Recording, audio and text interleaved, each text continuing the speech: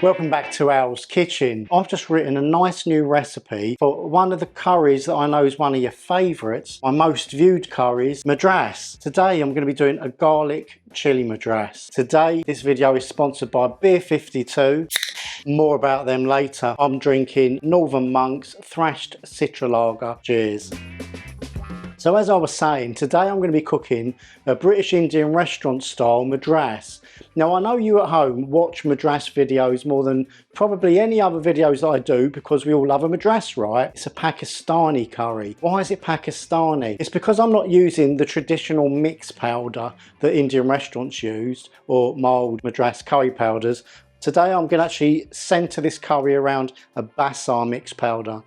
Bassar mix powder there's more complexity than normal mixed powder. It's got more spices in it, so of course that's going to add and change the flavours. I'm going to take you through the ingredients. So here I'm using a heaped tablespoon of freshly chopped garlic. Now the reason I want freshly chopped garlic is because this is a garlic chili Madras, so slightly different from the Madrases that you're already used to eating and cooking or ordering from your local takeaway. And fresh garlic is going to give this curry a lovely flavour, a garlicky flavour. It's going to give a nice garlic punch, and you can't beat fresh garlic. Of course, if you're a lazy arse and you don't want to be chopping up cloves of garlic, get yourself some frozen garlic, you know, those little freezer blocks that you can get, and use that. Don't use garlic that comes out of a tube or a jar because it's got some preservatives in it, and the preservatives taste of vinegar, and it's going to make your curry taste of vinegar and not like garlic. Back to the ingredients. So we've got some Kashmiri methi, a nice fresh chilli, which I haven't sliced into loads of little pieces. I've actually just sliced it down the middle to let the flavours come out. I've got a tablespoon of Bassar mix powder, a teaspoon of Kashmiri chili powder for that lovely red, vibrant colour, quarter teaspoon of salt, a lovely squirt of fresh lemon, the all-important signature Worcester sauce, just like they do in your Indian takeaway. And here I've got 2 tablespoons of double concentrate tomato puree. I've added some water just to make it pourable. I've got, well, it looks like 8 pieces of shriveled up chicken breast. It was twice the size when I cooked it, and all I've done to it is I've boiled it for around 8 minutes in this British Indian restaurant style base gravy. Now base gravy, for those that know, you ardent fans that have been following me for nearly 13 years, know that base gravy is the foundation of nearly every curry that you'll get in an Indian restaurant. In fact, it's so important that these curries would not taste like takeaway curries without it. And if you want a fantastic speedy recipe, go check out the link in the description box below and follow my 4 ingredient base gravy, which can be done in 30 minutes. We're going to be dressing the curry with a little bit of coriander, and I'm going to be serving it up, unusually for me, in a nice takeaway style container, so you get the feeling that you're eating a superb takeaway at home cooked in your own kitchen. Now before I get on to cooking this, I've only been sponsored by Beer 52. You don't know who they are? Check this out. Al does a free case of 8 beers sound for you at home. Our good friends over at Beer 52 are giving the viewers of my channel, that's right, that's you at home, the chance to taste 8 limited edition, never tasted before beers that come from the UK brewing legends Northern Monk. All you need to do is go to www.beer52.com/kitchen. That's www.beer52.com/kitchen.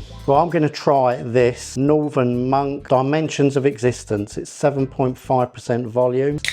I mean, that is just gorgeous. It's citrusy, it's light, hoppy, really refreshing. You're not going to find this kind of flavour on the supermarket shelves. And you know what? When you order these, they throw in some snacks. You even get this magazine that also tells you about the Northern Monk project, insight into the lagers and beers, and lots of background information. So you can read a book, chew on some snack, and drink a lager in peace at home. Is it exciting, isn't it? Thrashed Citra Lager, 4%. Oh my God, that is absolutely amazing. I can tell my shoulders are going to drop in a flash drinking these lot. Really light, really crispy, very refreshing. And I can tell you that I particularly think these would go well paired with a lot of my curries. If after you've ordered your packs and you're not satisfied with beautiful lagers and beers, you can pause or cancel your subscription at any time. Come on, you can't get a better deal than that. And don't forget, you get some snacks with it. Just cover the £5.95 for the postage and packing and get your beers now. How cool was that, guys? I mean, that's really the dogs, isn't it? Get those 3 beers in. Anyway, let's get on to the cooking. Let's start the flame. So let's heat up around 3 tablespoons of vegetable oil. Now, a lot of the restaurants, they will use vegetable oil or they'll use ghee. A lot of them use vegetable ghee actually, and some will use seasoned oil. Seasoned oil is basically the oil that comes out of the onion bhaji pan. And there you go, you know, you're going to get some nice spicy flavours going on in the oil. So if you're making onion bhajis or anything that you're frying, even siphoning oil off the top of your finished curries, if there's too much oil, put them in a little container and you're going to add layers and layers of flavour to future curries. So the first thing we're going to do is we're going to fry out this lovely freshly chopped garlic. I tend to use the back of the spoon, and I'm using an aluminium wok. Aluminium because the base gravy is predominantly blended onions, and we want to caramelise those onions so we can bring out their lovely flavours. That's it, no scraping noises there. Remember to take the garlic off the sides of the pan, because it's all those tiny little bits that can burn and catch. Next we're going to throw in the Kasuri methi.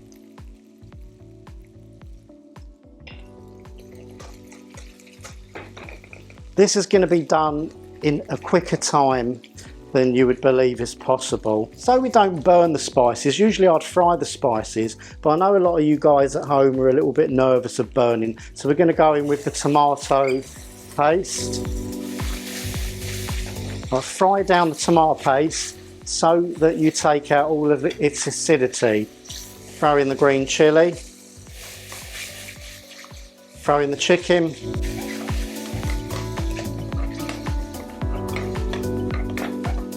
And now we're going to add the spices, Bassar Mix and the Kashmiri chili powder and a 1/4 teaspoon of salt. Add 2 ladles of base gravy. That's 1.5. There you go. That's all we do. And we're going to leave that to cook out. If you've got any Worcester sauce at home, we're just going to add a dash of Lea and Perrins. Not too much. I mean, I would say that was pretty optional. And a squirt of lemon juice. If you want the curry tart, use more lemon juice. Me, not so much. And all we have to do with that is let that cook down. I'm going to pimp this up further by using a teaspoon of Mr. Vicky's Owl's King Naga. Yeah, still for sale, link in the description box below. You can add a teaspoon of that. That's going to give it the takeaway authenticity that you're all looking for. And we literally, guys, just cook this down for around 8 to 10 minutes. Just a little tip, I pre-cooked the chicken breast in the base gravy. Some would say that you get better results if you cook the chicken breast to around 75%, because we're going to be finishing it off in these curries. Obviously, if it's fully cooked, you could make it dry and tough. By cooking it 70%, you know, you've got some way to go before it's fully cooked. Let me know in the comments below what curries you would like me to do next, or even any other recipe, because coming soon I'm going to be showing you how to make a Cyprus chicken in the oven tray bake for a family of 4. It's a simple dish, all goes in one tray in the oven for just over an hour, and the whole family can enjoy this Cypriot dish that I've been eating since I was a little boy. And my mum used to say to me, guess what we got for dinner? And I say, what? She'd say, we've got chicken in the oven. I thought, that's not very descriptive, is it? Is it a chicken in the oven? Surely one's an item of food and one's a location. I know it goes in the oven. I'm not eating raw chicken, am I? But no, chicken in the oven is actually a recipe in Cyprus. So if the Greek mother or father goes, hello there, we got chicken in the oven, you knew it was going to be this recipe that I'm going to be showing you on my channel soon. Because now I'm a Cypriot and show you all of the Greek dishes that we eat in Cyprus, in Prodaras, in Ayia Napa, in Limassol, in the Troodos Mountains. You're feeling it? No, I didn't think you was. So gas out and let's plate up this madras.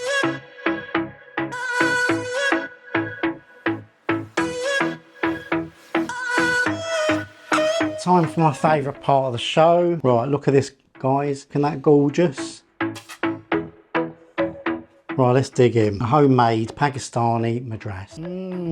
I've excelled with this one. Maybe a little bit too heavy on the lemon, but apart from that, that's fantastic. Right, I can't eat too much of that because this is for my dinner tomorrow, which is why it's in a container tray. But I'd love you if you've learned anything from this video, if you've enjoyed the content, smash the like button, leave a comment, and also press that little boost button and let the whole world know they can make these curries at home. And I'll see you in the next one. I'm Al and I'm out of here. I'll go have a little bit more of this.